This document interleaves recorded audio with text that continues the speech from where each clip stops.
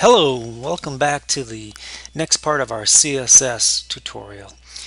This is going to delve a little more deeper into CSS and show you a few more rules and selectors you can use. So if you remember, here is our web page that we have so far with some coloring going on and a little bit of designing going on, and here's our Notepad++ development environment that has some rules set up. If you remember, we have a selector here and the property here and the value here, and the property and the value have a colon between and a semicolon at the end, and if there's only one you don't need it, but it's a good practice to put it in. And here is our rule and or selector declaration, and these are just a standard selector for a div that has, or an element that has that in it, or if you wanted to select something more specific such as a class or an ID, remember we have this with a period in front for the class or a pound in front for an ID. So I'm going to show you a few more rules. Let's go back to our HTML document, and instead of leaving this as an image, let's show you more about the background property and different types of values you can have, or specifications you can have for that. So instead of an image here, let's instead make a background image. So let's take out the image there and refresh our page, and we'll see that the image disappears and all we have is our yellow box. But instead, let's add a background image for this class here. So we're going to find this class, and we have background color yellow, which is fine for now. But I'm going to put a background image, and here is the property for that.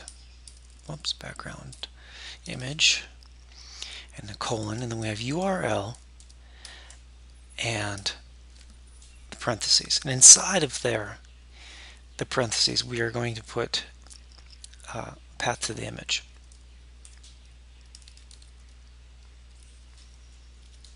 I believe it was kittycat.jpg.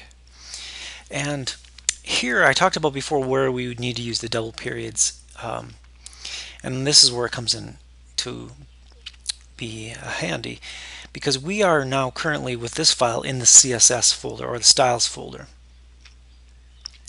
And if you remember, when we go back to our web page folder here, we have styles, the main.css is in there, and we have to back out one folder to get to the images folder. And then we can go inside the images folder to find our kitty cat. And that's what I'm doing here, backing out one folder, then going back into the images folder and finding our kittycat.jpg. And if we go back to our web page and enter, we will see our image come in there. And it's important to note that I've made sure I have a width and height there. If that was not there, there would not be any image either. So we have to declare that for that to show up. I'm going to show you another way to apply it to the whole background. I have put inside of the image folder this texture.png, and the PNG is able to have transparency. So this white area you see here is actually transparent. It's just a grain pattern. It's texture.png. I'm going to go to my body tag and do a background image as well. So remember, background hyphen image colon URL parentheses, and then same thing, images slash texture.png. So this is probably becoming familiar to you by now. And if we go back to the body tag, go back to our web page, you will see that texture is applied across the whole thing and it repeats. And that's what it does by default. So I'm going to show you the repeat property as well. But I think we're going to leave this grain texture in the background here, so it's becoming to have a little more natural look to it. The way I tend to design is with some of these textures and stuff, and whether you choose to use them or not. But this is how a repeating pattern works. It takes that small image that we see here and repeats it across the whole thing, just like this one's repeated. But this one I don't think looks as good, so we're going to take away that repeat element. And we do that going back to our cat image class, which is selecting this div here. You see there's nothing in there, but that background image is putting a background image for that. So let's go back to that selector and do background repeat as our property. And the value we're going to choose is no repeat. And when I hit refresh, you'll see it doesn't repeat, and then it shows the yellow that's behind. Let's make this into transparent for now, and you'll see that it goes away. Either that, or we could just delete that background color too, and it'll have none. I refreshed it and there's none. Alright, so that's not repeating. A couple other properties you could do for that, or values you could do for that property, are repeat x and repeat x meaning going horizontal, and you'll see that it just starts going horizontal, stopping at that 600, and repeat y, which goes vertical, and refreshing the page, it only goes vertical. So those are the ones you would want to use most often, and in this case we're going to do no repeat. And also, since this image is wider, or the div is wider than the image, that's why we have this extra space out here. Another property I'm going to show you for that, another selector, is border. And we have to give the border a width, a type, and a color. I'm going to give it red to be kind of garish, but to make the point here. And it shows you the border of that size. So we have the 600 pixels and by 400 with the image resting inside of there. I use the border a lot to show where things are. Once I get a lot of elements going across the page, I can use the border to find where they are and see where they are. And sometimes you can use it for actually a border, of course, too. But I probably wouldn't use red. I'd probably use something nicer like gray. And it looks nicer.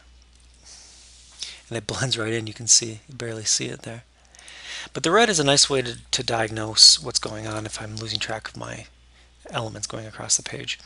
Again, you can do 2 pixels here to make it wider, or dotted instead of solid. Things like that, and you can look at the different specifications for that, but a border is a nice way to see that. And of course, if I wanted to make this smaller, now here's where we get into, I'm going to take the border away for now, cropping images. When they're inside of a div, a background image, and you crop it like that by making the size less. Likewise with this, we'll do 200. And that can be handy if that's what you want to do. Let's go back to something more usable here. Okay, so now let's talk about another background property, is background position. And this is going to put the position, I'm going to put center in there to start demonstrating this. Let's make this again wider. Let's make it 700 by, let's make it 800 by 600 to give our containing element, make it a lot bigger, and show you how it centers it in there. Let's also put our border back in. You have to have these 3 values for it, and it doesn't have to be these 3 specific values, but these 3 values have to be in, and it has to be the size, the type, and the color. And I'm going to put the border in just to see what it is. And these can be in any order, just like any value. They could be over here. And so it shows you our container with the image centered in there. And so what I did is, there's 2 values that could be in here, and center, when you just have one, it basically is saying the same thing as center horizontally, center vertically, and that'll be the same thing. But if we put 0 here, it'll go to the top. So center horizontally in that div, and 0 meaning to the top. We could put 100% in there. We can use percentages, and that's going to go to the bottom. 0% will go to the top. If we put 50% in here, it'll do the same thing as center. So if we put 0%, it'll go to the left side. If we put 100, it'll go to the right side. So you see how that works. You can use percentages, words like center, or actual pixel values. 50 pixels by, let's say, 70 pixels. Just put some arbitrary numbers in there to see how it positions that from the left, top left. And you'll get used to this positioning method with pixels very soon by doing it over and over. Oh, another thing I want to say too is there are a lot of properties to get used to, so don't feel overwhelmed. You'll learn them over time. I'm kind of introducing them one at a time, and you'll just have to memorize them by using them over and over and over. So one thing I want to show you right away is how I'm doing these. I'm putting these properties individually, and here I put them all together in one. And what I'm trying to say, let me just demonstrate by typing that in. I cram those all in together as many values. You can put as many values in a property that's general as you want. So what I mean by that is there's also the background property. So if I take away image there, this is the background property, and it knows when I have that a reference to a image, it knows that it's the background image. So if I refresh that, whoops, if I refresh that, it's the same thing. So likewise, if I put a space and no repeat in here, I can take away that, and it knows when it sees something, one of these values regarding repeat, it knows it's the repeat property. See, I refreshed it and nothing changed. Likewise with position, if I put 50 pixels, 70 pixels, it knows the browser knows it's looking for a positioning once it sees that. I could take this away and we're going to see no change. So that's a shorthand way to gang these all up together. If it's easier for you to begin with, you can do it the other way that I had first. But that was what was going on with the border. So we could have border width and border color, just like what I did with backgrounds. So that's something that you want to note and do what's easier for you to begin with, but this is a shorthand way to do it with background, and many of the properties have the same thing. I'll show you that with margins and padding as well. But what I want to get into is going back. So we have some background images. That's a very common one you will use. The difference with background images is that they cannot be downloaded. There's no save as. Watch it. Save as is actually going to download the HTML page, not the image. Like as if it was a IMG tag, it would let you download it. Background images are better for graphical elements across the page, and for things that are actual images, you probably do want to use the image tag, the IMG.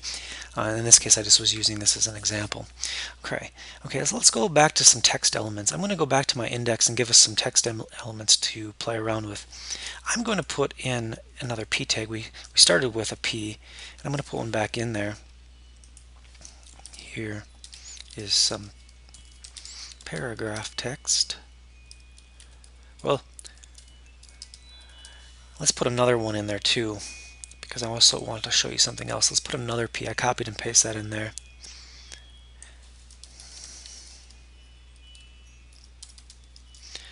A kitty cat. So we have two paragraphs. Let's see what that looks like.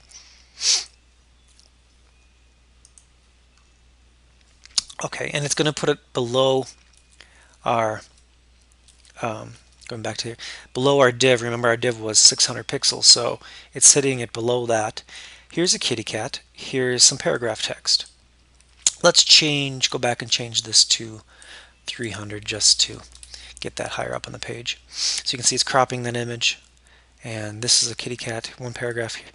So the paragraphs are going to have some space, default space in between, and they're inline elements, so they only go as long as the text is, and that kind of thing. So let's go. Divs are block elements, and paragraphs are by default inline elements. So we'll get used to that terminology. But what I'm going to do is go back to here and give this paragraph a class again. We talked about classes in the last tutorial, and we'll call it first class for now. Just something, or we'll call it caption. Even though there's a caption element in selector, we'll call this caption. So this paragraph is a generic paragraph. This one is one that's specified with a selector. So now, let's give our paragraphs a general. Remember when I talked about the A tag? This selects all A anchor tags across the whole document, the whole website that are using this CSS file. So likewise with the P selector, it's going to, let's do color yellow, and let's give it a size too, to just beef it up a little bit. And also let's give it a font family. Let's just try Georgia, just something a little different, and sans, or let's do serif, because Georgia's a serif font. And of course put these in parentheses, because it's the actual typeface, you put them in parentheses, just like up here for our H1. So our paragraphs have that rule applied to them. Let's go back and see how it changes. And it's yellow and it's Georgia. Very different, or not very different from Times, but it's a little different. But I want to show you how we can select the P with a class, starting class with a period, and we have the specifier of the selector of caption. So this is selecting the P element with the class caption, and there's no spaces there. So all I'm going to do is change the color to show you how that changes. And because this is more specific, it's specifically the caption, that should become red. It's overriding that. So that's important to know. That's how you start overriding paragraphs and get specific ones. And then I'm going to show you a few more things. Let's add some more things to this. I'm going to show you the text decoration. Text decoration, let's say underline. So this one will be underlined. So you can see that there. Let's make it a little bigger too. 32 pixels. I'm going back, refreshing, it's underlined. There. Okay. Usually, I guess you maybe don't want to underline text, depending if you're trying to give emphasis to it, or links traditionally are underlined, but sometimes you want to take them away. So in that case, for our A tags, if we want to keep away all of the underlines, text decoration, none would be the thing you'd want to use there. So if you notice here, this is underlined. When we refresh, it is no longer underlined. I'm going to show you another one here, text-indent, and we'll give it a pixel amount, 10 pixels, and going back, so text-indent, giving it a value of 10 pixels, refreshing, and it indented that a little bit. Let's just make it 40 pixels so that we can really see it indent there. So we can start indenting things, and then the last one I want to show you is text transform. And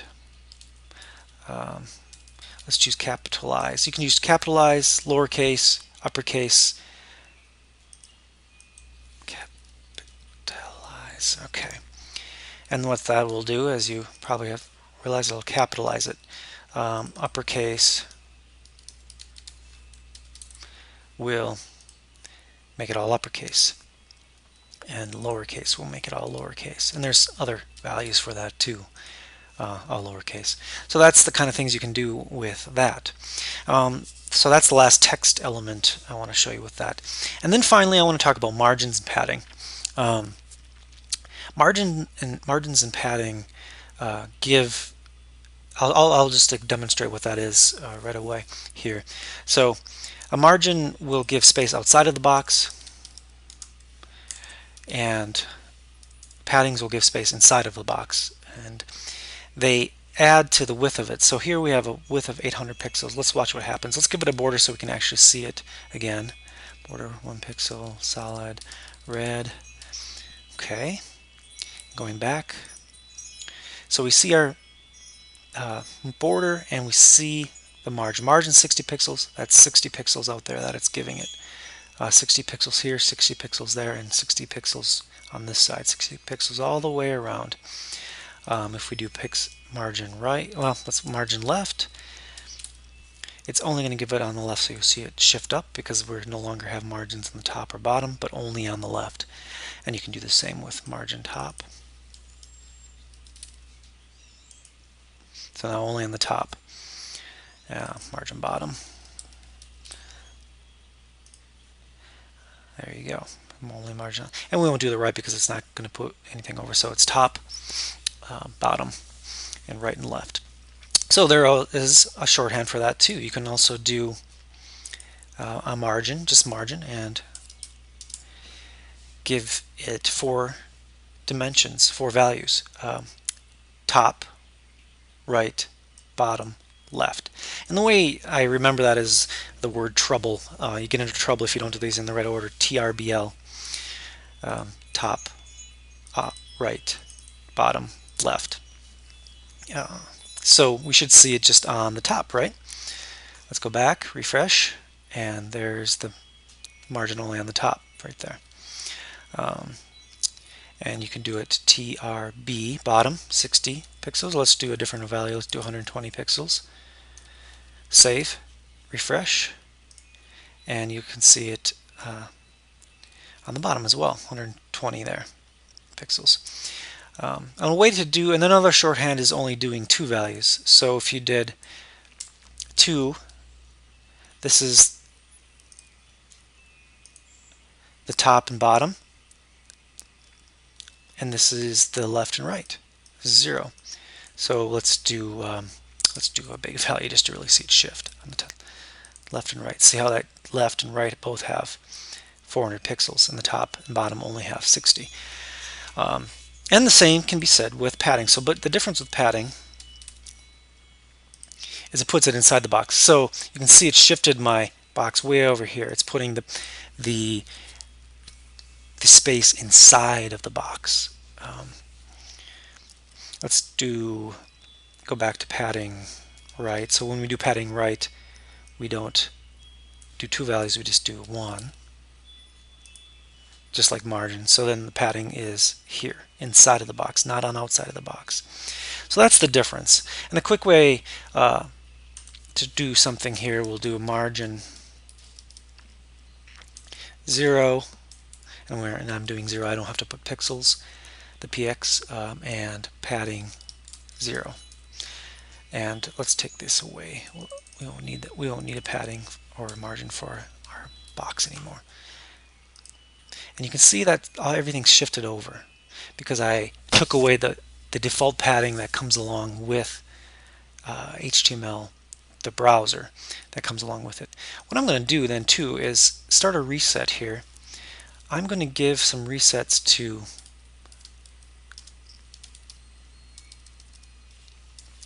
the body and the HTML of 0 pixels and 0 padding. So if you remember, the comma lets us select multiple elements. So here I have HTML element and the body element as selectors.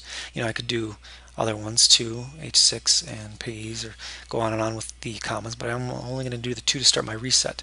And what's that's going to do is take away all margins and paddings for the body and HTML tags, and every subsequent tag and element inside of it, because what it does is cascades. So every element inside of an element inherits what is above it or contains it. So since the HTML and body tag contain everything else, everything will have a margin and padding of 0 from now on out, because it inherits it. And inheritance is an important topic to understand.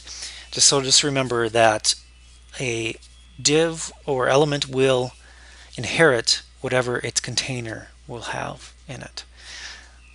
So with that in mind, the margin and padding will be 0 for everything here on out unless we specify different.